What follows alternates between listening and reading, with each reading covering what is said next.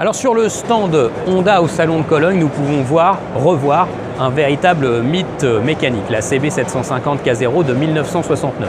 Alors sur le moment, c'était vraiment une révolution. 750 cm3, 4 cylindres en ligne, une performance et une fiabilité inégalée sur le moment, un frein avant à disque, 4 pots d'échappement. Cette moto a vraiment marqué son époque.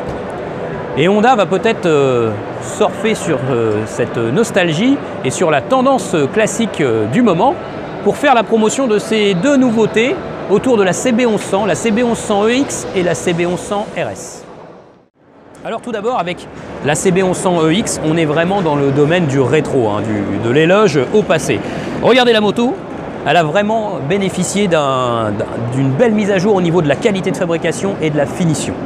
Le look est très vintage, roue à rayons avec des jantes étroites de 18 pouces et des pneus étroits. Et puis des garde-boue en métal à l'avant, en chrome à l'arrière, des caches mieux finies, surtout ce superbe réservoir qui ne comporte pas de lèvres à la fabrication, ça donne un rendu, une finition superbe.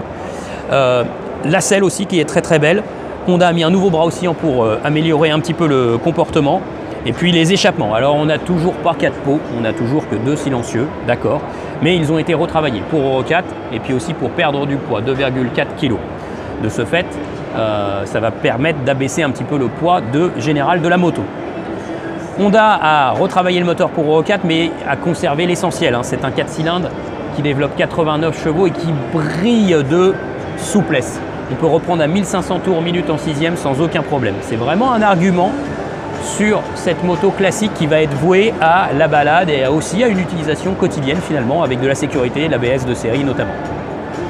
Enfin, avec 89 chevaux, il se pourrait que Honda puisse en faire une version A2 et ça ce serait plutôt bienvenu de la part du constructeur car on n'a pas beaucoup de gros cubes vintage homologués A2 sur ce segment. Alors on change un peu d'univers avec la CB1100 RS. Là, on est dans le rétro, mais dans le rétro sportif, agressif.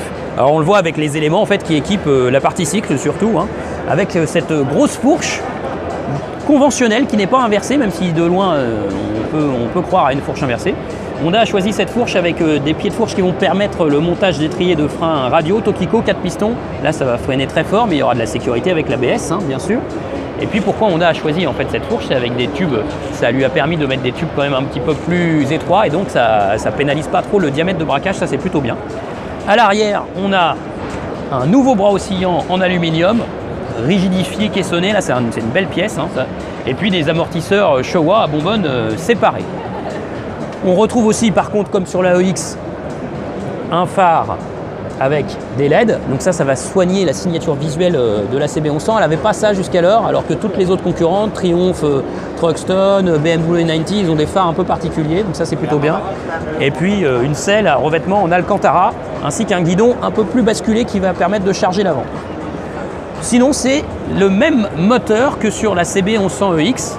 Alors ça, on va dire, est-ce que c'est dommage?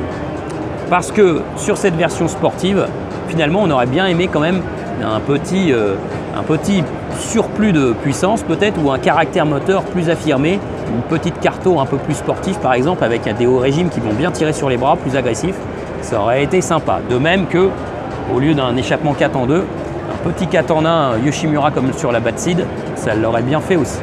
En tout cas, deux très belles rétros pour 2017.